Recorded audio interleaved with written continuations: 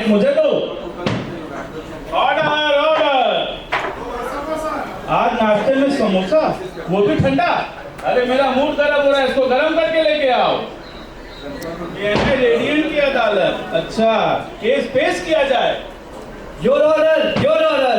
जज साहब, आपसे एक ये कहना, आपको समोसे की पड़ी हुई है और यहाँ पे पीएनआई वाराणसी का सुख चैन सब छीन रखा है।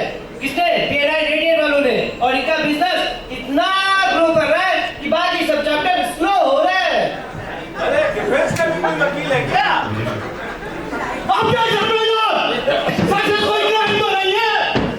ये पीएनआई रेडियंट के साथ भाषण लोग करते ही क्या है? बस रेफरल पास करते हैं और ये कोई 20-25 करोड़ का काम कर देते हैं। आप ही बताइए जज साहब, काम करना कोई क्राइम है क्या? मैं हूं एक प्रो पीएनआई 100 डिग्री मेंबर। मैं सोचा इधर से गुजर रहा था, 1 to 1 करोगे मेरे साथ? ये देखिए जज साहब, पीएनआई रेडियंट यहाँ भी घुस आया। अरे तू रहने दे यार, तू तो मेरा बच्चा है। बच्चा बोल के बैठा दिया, उसको नहीं बोला। ये क्या हो रहा है? ये क्या बदतमीजी है? कोर्ट चल रहा है। मुझे तो लगा ओपन नेटवर्किंग है, तो मैं सोचा कि कुछ ना कुछ रेफरेंस ही एक्सचेंज कर लेते हैं। सॉरी जज साहब, सॉरी, लेकिन इस बेचारे की कोई गलती नहीं है। ये तो बेचारा रेडियंट का एक उत्साहित मेंबर है जो मौका मिलते ही नेटवर्किंग करता है और बिजनेस बढ़ाता रहता है, बढ़ाता रहता है। जज साहब, आपने ये भी तो देख लिया, लेकिन आपको मैं इनके घर की कहानी, इनकी बीवी की जुबानी आपको सुनाता हूँ। पीएनआई रेडियंट वालों ने क्या कर रखा है। जज साहब, इंसाफ कीजिए।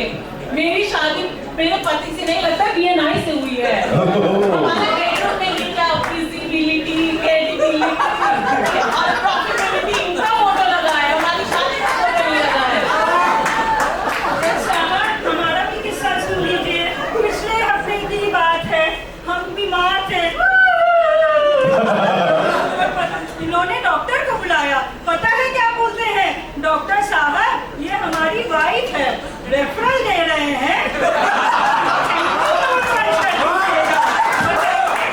अब हम ये बताइए कि हम बीवी हैं या रेफरल?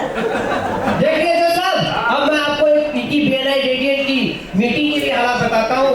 हमारे एक सर है जो कि पीएनआई रेडियंट की मीटिंग में गए थे। सर आइए, इधर आइए सर, और बताइए कि ये मीटिंग में क्या कर रहे हैं, आजकल ये कर क्या रहे हैं। जनता भी यहाँ बैठी है, जज भी बैठी है, बताइए सर। जज साहब, मैं आपसे अपना किस्सा बताता हूँ। मेरे को सुबह सुबह नाश्ता करने के लिए बुलाया गया था।